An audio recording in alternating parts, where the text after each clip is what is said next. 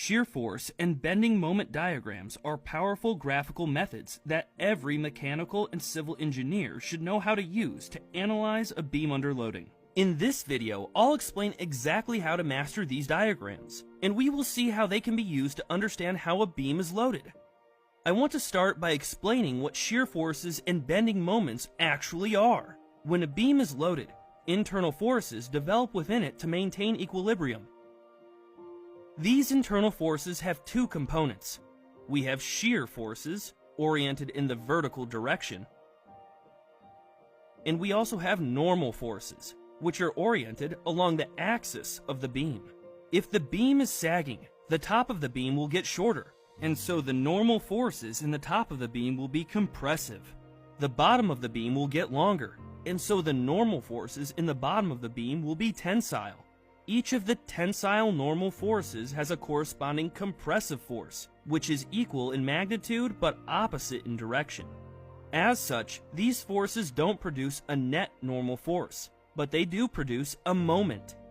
This means we can conveniently represent the internal forces acting on the beam cross-section using just two resultants. One, shear force, which is a resultant of the vertical internal forces, and one bending moment, which is a resultant of the normal internal forces. This is a very common way of representing the internal forces within a beam.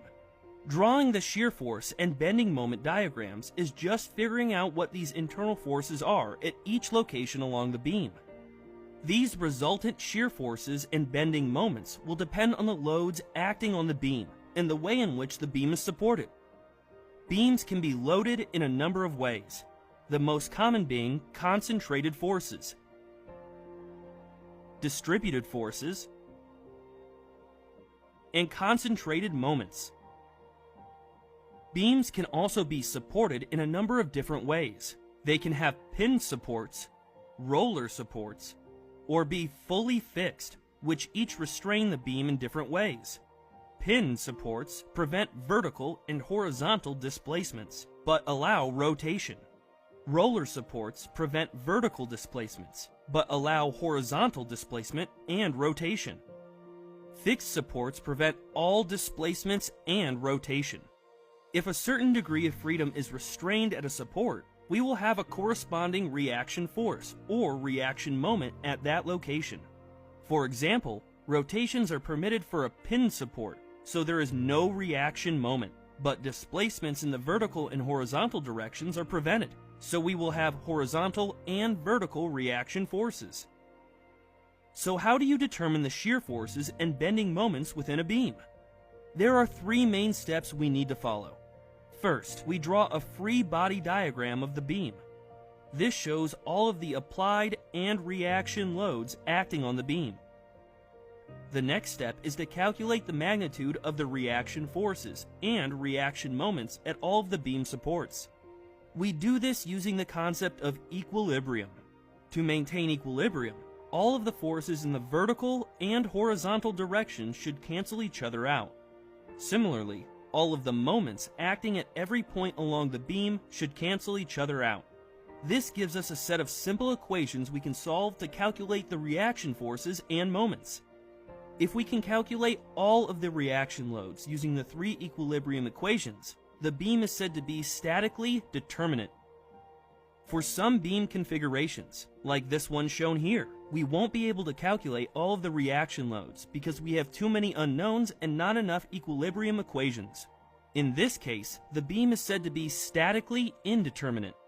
This beam has 4 reaction forces, but we only have 3 equilibrium equations. To solve this beam, we would need to use slightly more complicated methods and consider boundary conditions. In this video, I will only cover statically determinate cases, where we can use the equilibrium equations to calculate all of the reaction loads. Once we have calculated all of the reaction loads, the third and final step is to figure out the internal shear forces and bending moments at every location along the beam. To do this, we will use the concept of equilibrium again. If we cut our beam at any location, the internal forces and moments need to cancel out the external forces and moments so that equilibrium is maintained. This allows us to easily calculate the shear force and bending moment at each location along the beam.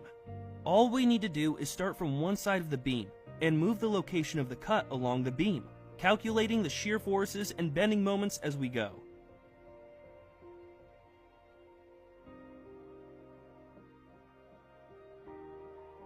Now is a good time to define the sign convention we will be using. Applied forces will be positive if they are acting in the downwards direction. For shear forces and bending moments, the positive sign convention will be as shown here. If the beam is on the left side of our cut, shear forces pointing downwards will be positive. If the beam is on the right side of our cut, shear forces pointing upwards will be positive. Positive bending moments will be those that put the lower section of the beam into tension. Another way to think about it is that bending moments which cause sagging of the beam are positive, and those that cause hogging of the beam are negative. Let's take a look at an example of a beam with pinned and roller supports, loaded by two concentrated forces. First, we draw the free body diagram. We can then use the equilibrium equations to determine the unknown reaction forces at point A and point B.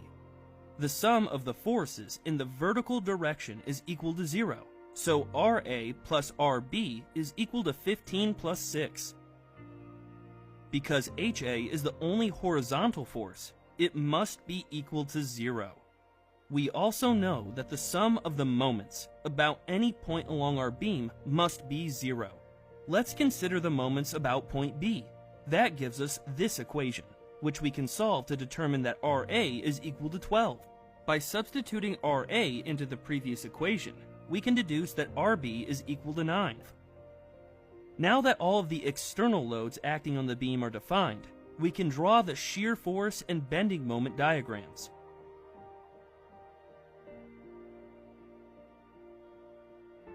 We will start from the left-hand side of the beam. Let's draw the free body diagram for a location immediately to the right of the 12 kilonewton reaction force. To maintain equilibrium, the shear force must be equal to the reaction force. We can draw this on our shear force diagram. The shear force will be constant until we reach the next applied force.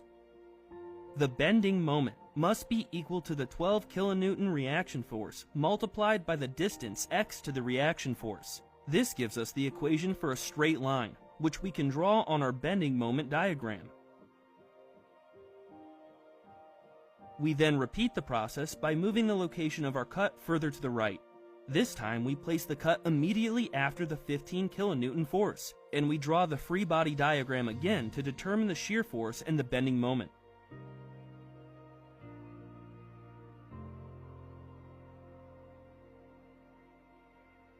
We repeat this process until we have covered the full length of the beam.